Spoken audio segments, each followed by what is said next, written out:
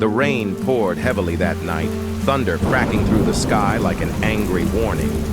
A young boy sprinted through the streets, soaked to the bone, heart pounding like a war drum.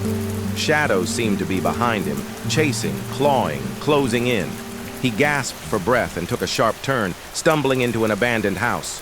The floorboards groaned beneath him. Footsteps approached, closer, louder. Terrified, the boy let out a scream. He jolted upright in bed, drenched in sweat.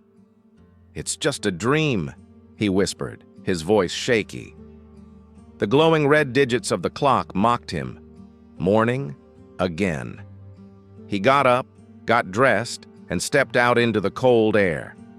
As he stood in front of the towering school gates, a sinking feeling tugged at his chest. He exhaled deeply and walked in. Inside the classroom, the chatter hushed as a tall man with dark hair stepped forward. "All right, everyone, this is your new classmate." He glanced at the boy. "Say hi to Miles." The boy raised his head slightly, but the moment he did, several students whipped out their phones and started recording. His stomach twisted. He lowered his gaze, silently obeying when the teacher told him to take a seat. Throughout the lesson, he felt eyes on him. Whispers, giggles, phones flashing. His chest tightened.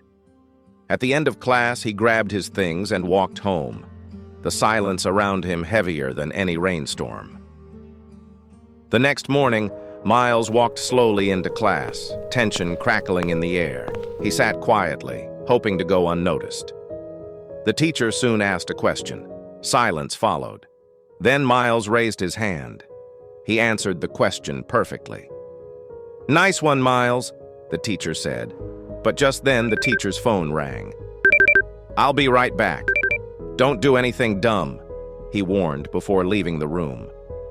No sooner had the door closed than a group of boys approached Miles. "You're the new guy, huh?" one sneered. "Look, clearly a nerd. I'll pay you $2,000 to do all our homework. Deal?" They wore designer shoes and smelled like money. But Miles swallowed his fear. "I'm sorry, I can't." The boys chuckled. "Sorry? You sure? Look at your shoes. You're the definition of sorry," another said, nudging his friend. "Bet if it weren't for the school uniform, you'd be in rags." Another leaned in. "Last chance. You in or not?" Miles shook his head again. "Still no." The smirks dropped. "Your choice," one said darkly, "but you'll regret it." Later that day, when Miles opened his locker, his books were gone. He ran to the classroom. Empty. A horrible feeling settled in his gut. He bolted outside and froze. The boys were burning his books, laughing, recording. Tears welled up. They didn't care. They just wanted content. He ran home, alone, again. That night, the dream returned, but this time the shadows had faces. Faces he recognized from school. In the morning, he didn't want to move, but his mom stepped into his room. "Sweetheart," she said gently, "you can't always run. Be kind. Be patient. Things will change." Her words lingered. He picked up his bag and left. The school hallway was quiet, too quiet. He entered the classroom and froze. His chair was smeared with paint. He tried to clean it, but the teacher walked in. "Already causing trouble?" he snapped. "Sit down. We're starting." Miles sat, paint soaked into his pants. The others laughed silently, snapping pictures. He said nothing, just endured. When class ended, the moment he stood up, phones came out again. Laughter, flashes. Humiliated, he rushed to his locker to change for gym, only to find his sportswear shrunk to toddler size. Then he heard it. Click, snap. Someone was filming him again. He couldn't take it anymore. He stormed into the principal's office, fists clenched. "Sir, I'm being bullied. Please." But the principal cut him off. "What is this behavior? Can't you knock?" "I'm sorry, but the students—" "I've heard enough," the principal said sharply. "If they're fighting you, you probably deserved it. Misfits cause trouble." "I haven't done anything." He waved him off. You're on scholarship. You either accept your place or leave. Your choice. Shocked, broken, Miles left.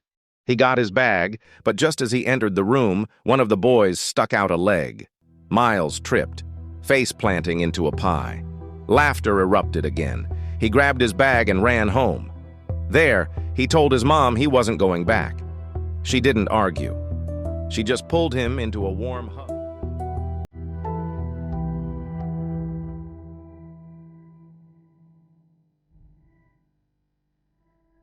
A week passed. One day at the grocery store, Miles heard shouting.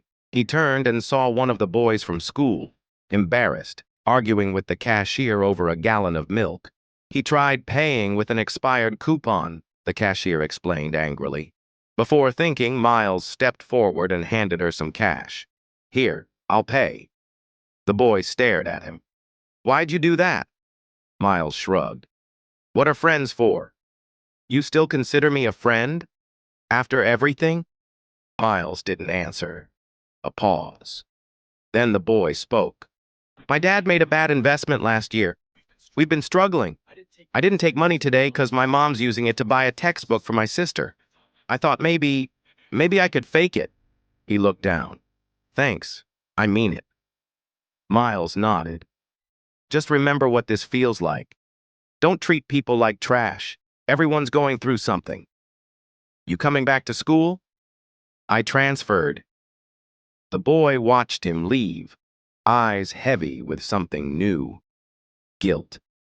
The next day, at school, that same boy walked into the hallway and saw his friends mocking a scholarship girl. He paused. He almost turned away, but then one of them called him over. Hey, come help us roast her. He walked toward them slowly. Check out this loser. Why do they keep letting poor kids in? One sneered. The boy stopped, then said, I'm out. What? I don't want to be part of this anymore. They laughed. You serious? Since when? Since I learned it's wrong, and I'm done pretending. He took a deep breath. I'm not rich. Not anymore. I've been faking everything. So go ahead, laugh. But I'm done hiding. The laughter exploded. Bro, you've been poor all this time. We can't be seen with you. They walked away. The girl they had bullied looked at him, unsure. I'm sorry, he said. She said nothing, just walked off. But he didn't feel alone. Not anymore. He felt lighter, stronger, ready. Because he knew now he'd rather stand alone with kindness than belong through cruelty. Remember, the world may judge you by your shoes, your wallet, your looks, but love anyway, even when it's hard. Even when they hurt you, be kind anyway.